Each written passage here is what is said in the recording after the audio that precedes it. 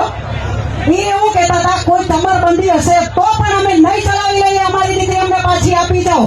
તો એમની દીકરી તો શું આપણી દીકરી એમના બાપની પ્રોપર્ટી છે? નમસ્કાર મિત્રો, કિંજલ રબારીના જે પ્રેમ વિવાદનો મામલો છે એમાં અંત આવ્યો અને એક નવો મુદ્દો સામે આવ્યો છે। મિત્રો, તમે હમણાં ચૌધરી સમાજ અને રબારી સમાજ આમને સામને આવી ગયા છે। એમના બે વિડીયો વાયરલ થયા છે। તમે આ વિડીયો જુઓ મિત્રો અને તમે કોમેન્ટ બોક્સમાં જણાવજો કે આમાં શું। પેલા મને સાંભળી લો, પછી તમે વાહ વાહ કરો, મને તાળીઓ બહુ ગમે છે, પણ 1 મિનિટ મને સાંભળી લો। એ એવું કહેતા હતા કોઈ કમરબંધી હશે તો પણ અમે નહીં ચલાવી લઈએ, અમારી દીકરી અમને પાછી આપી જાઓ। તો એમની દીકરી તો શું આપણી દીકરી એમના બાપની પ્રોપર્ટી છે? અહીંયા બધાને હું સાંભળી ચૂકી છું, બધા રાજકારણ કરવા ભેગા થયા છે। 5 દિનની રાહ જુઓ,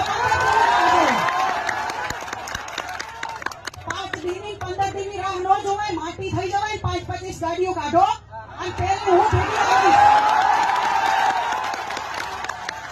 કારણ કે મારે ભવિષ્યમાં ક્યારેય રાજકારણ લડવું નથી, મારે સમાજની સેવા કરવી છે અને આ કદાચ મારા માટે મોકો છે।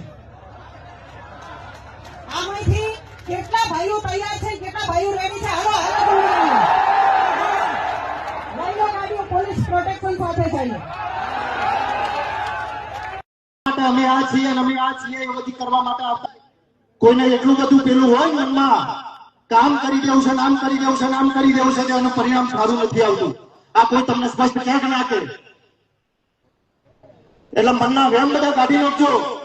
સમાજની અંદર, જીવનની અંદર જેટલો નિર્ણય આક્રોશમાં એમ કરશો ને એનું પરિણામ આ બધા વચ્ચે તો બરોબર છે, પણ બધું સમજ્યા જેવું પરિણામ આવે ને એટલે બહુ શિસ્તમાં રહીએ અને આપણે બહુ ભાષા સંયમથી વાપરીએ અને બહુ સંયમથી સાંભળીએ। આપણે બધા જ આપણી વાત અહીંયા શું નિર્ણય થાય એ બધું સાંભળવા આવ્યા છીએ। અને તમે ભૈયા પ્રકાશભાઈ કોઈ તો ખુદ મારા આગળ બેસી વાતો કરો, પેલા બંધ કરવાના।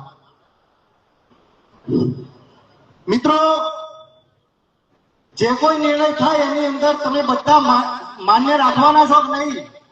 બે હાથ ઊંચા કરો, માં સજગમાની શાસ્ત્રીય બે હાથ ઊંચા કરો અને હવે તમારી અંદર જે કોઈ તમને વ્યક્તિગત નિર્ણયો મનમાંથી બહાર આવે છે ને એને બંધ કરો અને અહીંયા નિર્ણય થાય એને બધું માથે ચડાવવાનો છે। અવાજ માફ ન કરીએ હજુ। મિત્રો, ખૂબ સંયમથી આપણે કોઈ પણ ઘરની અંદર નિર્ણય કરતા હોય, મારી વાત તમે બહુ સમજજો।